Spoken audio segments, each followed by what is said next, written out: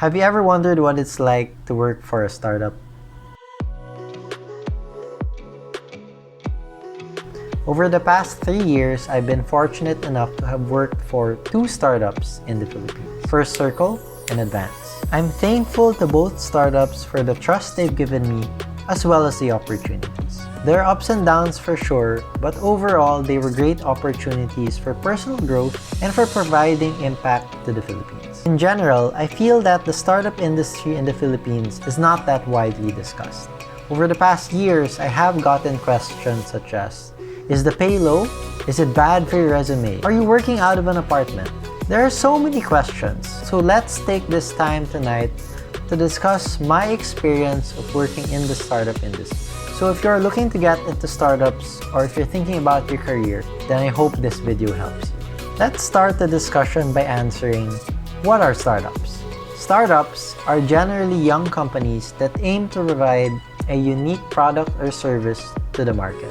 They may be improving a current product that's on the market or coming up with something that's entirely new. Maybe a time machine or bringing people to Mars for $100.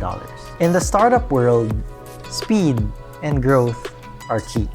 Unlike traditional companies which will launch full products and services, startups will generally launch a product with basic features, otherwise called an MVP, or minimal viable product. They'll then use this MVP so that they can test it on their customers so that over time, they can improve the product until it reaches its full state more or less. You'll find that many of the companies that you're buying from today are actually startups. Think of Shopee. Launched in just 2015, Shopee has now millions of customers and is available around the world. In the Philippines, the startup scene has been growing over the past couple of years. Have you ever heard of Kumu, the video streaming platform? Coins.ph, where you can buy Bitcoin and other cryptocurrencies. Investograms. If you're into the stock market and investing, this is probably somewhere you go. Now, before you work in a startup, you need to, of course, get in. So what are the requirements to get in a startup, and what are the type of people that they're looking for? Based on my experience as someone who's worked and applied in startups, startups are generally more open when it comes to the background of their applicants. During my time in Advance, our chief product officer had a background in chemical engineering, and I had another colleague that didn't even finish college. And I've learned that background and education don't really tell whether someone is going to be good or not at their job. It's usually skills and character. In startups, we also look for people who tend to have the similar passion for what we do. There are many problems in the Philippines, and therefore there are so many solutions. You're literally working in a startup that's trying to change the world, or at least is trying to change what's happening here in the Philippines. You could be at a startup company that's trying to improve access to healthcare or provide affordable education. And I remember during my time in First Circle, during the final interview, the CEO asked me, what did I want to do with my career? And I responded that I wanted to change the financial landscape in the Philippines.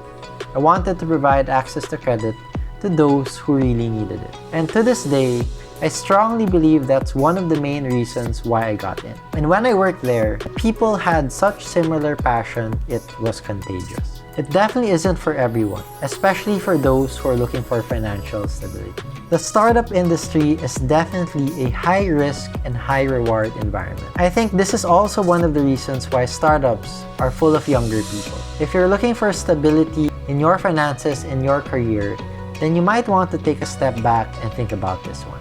Let's move on to responsibilities. And I think this is one of the reasons why there's so much growth and learning open to you in the startup world.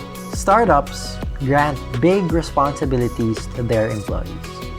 When I worked in First Circle, I led a department of around 15. And for a person in their mid-20s that came from a traditional background, this was quite unheard of. Where I came from, departments were led by bosses who were in their 40s and 50s.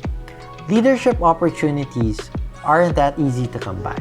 And the funny thing about this is that when you work in a startup, you realize that age is nothing. I've worked with colleagues who were right out of university, and you couldn't really tell how many years they had been working because they did such a great job. My main takeaway here is that you give the right person the right opportunities and they'll shine regardless. Now, startups tend to have lean teams. When I was in Advance, I was employee number 20 and we were serving thousands of customers. With less people in the company, this can mean more opportunities. Since there's only so many people that you can pass the work on to, then there's opportunity for you to take ownership of a new project. I experienced setting up a new collections team and doing my own collection calls. And none of these were found in my original job description. You can learn a lot in this aspect. There's a term in the startup world where you can wear many hats. This can be a good thing, especially if you're early in your career. You'll have plenty of opportunities to move around and then you can pick and decide what's best for you.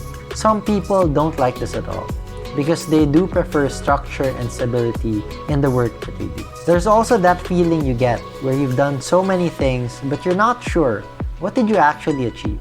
And of course, with so many things to do and so many hats to wear, there's always that possibility of burning out. Less people in the company can also mean more work.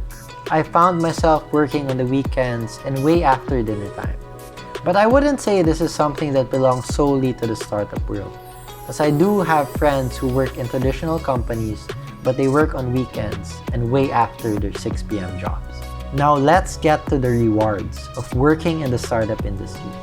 And I believe this is the biggest difference of working in the Philippine startup industry versus some place in the USA. Because startup talent is so hard to find, from a compensation point of view, pay can be very competitive.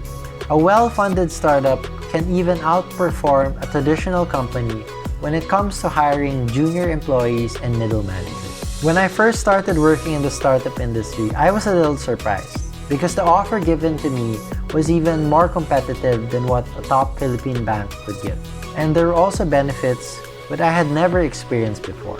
There was housing allowance for employees who chose to rent closer to the office. There were educational allowances for books and courses. There were discounted gym memberships. And the biggest benefit of it all is there was free lunch and dinner provided to employees. And I don't think that the company was trying to keep its employees longer in the office. They just generally cared for their employees. When it comes to compensation, startups can also give equity or a small percentage of ownership in the company. There's opportunity here to build wealth for the employees, especially if the startup is successful. And if a few years down the line, it's bought out or it becomes listed on the stock exchange. There was an article recently that showed how Revolut, a challenger bank in Europe, had created 70 millionaires from its employees. Of course, realizing that wealth is harder than it sounds because most startups don't reach that size. Here's another positive point that comes from working in a startup in the Philippines. There's a lot of opportunity after working in a startup. And when I say this, from a career and resume point of view, you can receive a significant boost. As I mentioned earlier, the startup pool in the Philippines is quite limited. And you have a lot of big companies that are looking to innovate. And at the same time, the startup world continues to hire. So it's kind of created this perfect storm for startup employees where they can go to either big companies or startup companies after working in this industry. And the last reward that I'd like to talk about is the many learnings that you get from the startup industry. Philippine startups are well focused on leadership and mentorship of their employees. For the first time in my life, I experienced having one-on-ones with my direct manager, where you had 30 minutes every week or every month where you didn't just need to have to talk about work, but you could also talk about personal matters. And there was such focus on creating a great environment for employees. This was the first time where I experienced that leaders really cared for their employees. And while there are many more things that I probably missed out, I would say that working in the startup industry has been one of the best career decisions I've ever made.